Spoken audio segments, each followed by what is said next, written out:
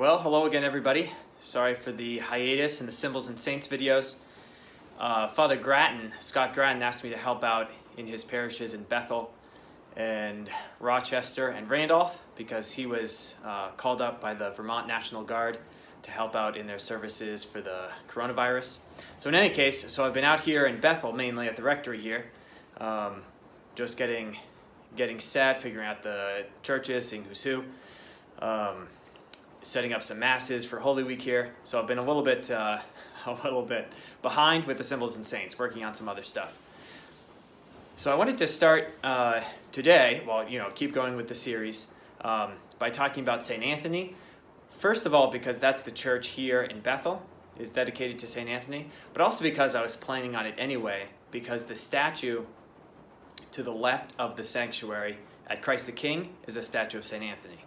So I'll show you the church first.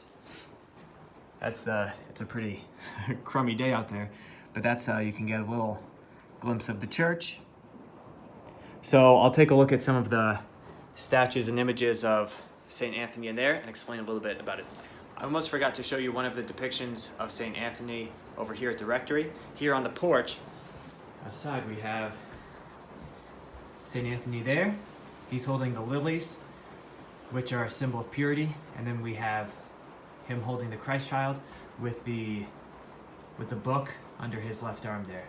And you see Jesus is kind of reaching up to give St. Anthony a hug.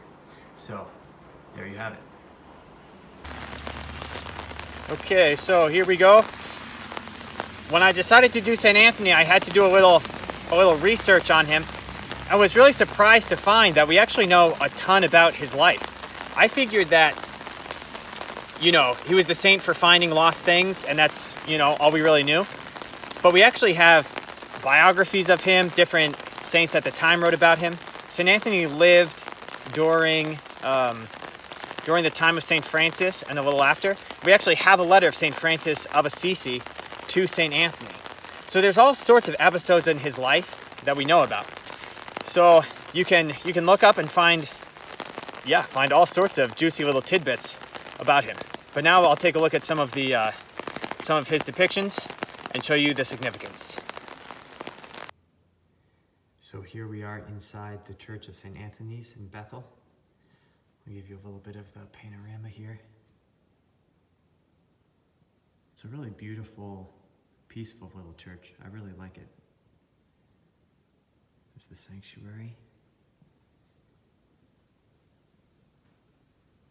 So as you might expect, in a church dedicated to St. Anthony, there's a lot of images of him. So I'll show you the first one up here in the choir loft. Here we go. It's a little dark.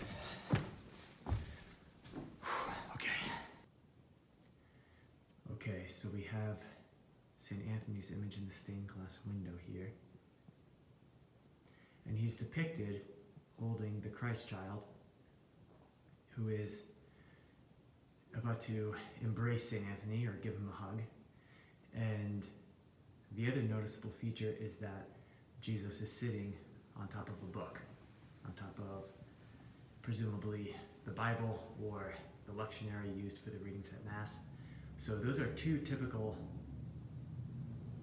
aspects of the way that St. Anthony is usually depicted. There's usually the book and the Christ child. So here we are in the sacristy of St. Anthony's, and you can see in this picture behind me that St. Anthony is depicted in the same way. We have St. Anthony holding the Christ child. Oh, no book, excuse me, not quite the same. But there he is in that classic depiction with the Christ child. Okay, now I'll go show you the statue of St. Anthony. There it is, beautiful.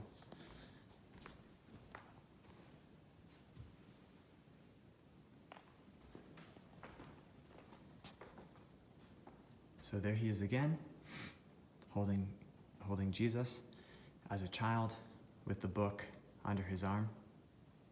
The other thing I'd like to point out, and this is the case with a lot of monastic or religious figures, is they show the cinctures that they have with the three knots, which represent the three vows that they take. So the vows of poverty, chastity, and obedience.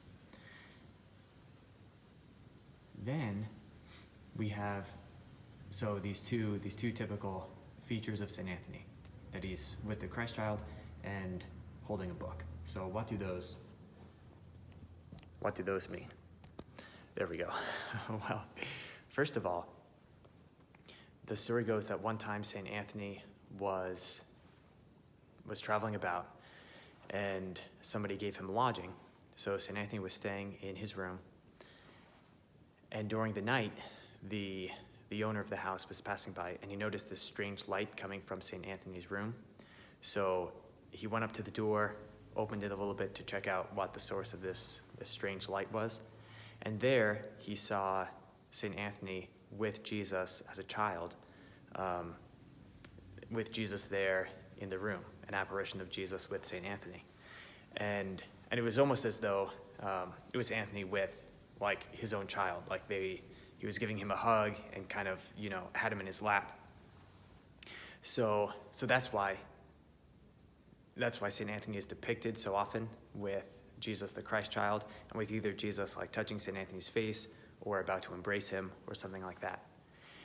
And then the book that St. Anthony is holding is just a reference to the greatness that he had as a preacher, because he was known almost everywhere he preached as a phenomenal and moving preacher. In fact, St. Bonaventure called St. Anthony the hammer of heretics, because his preaching was so powerful in bringing people back to the faith, bringing people who had been Catholic but strayed into heresies or different beliefs back to the fullness of the Christian faith. So of course we know him as the great saint of helping us find things, but his legacy is really much greater. And so turning our prayers to this saint, we turn to a powerful intercessor.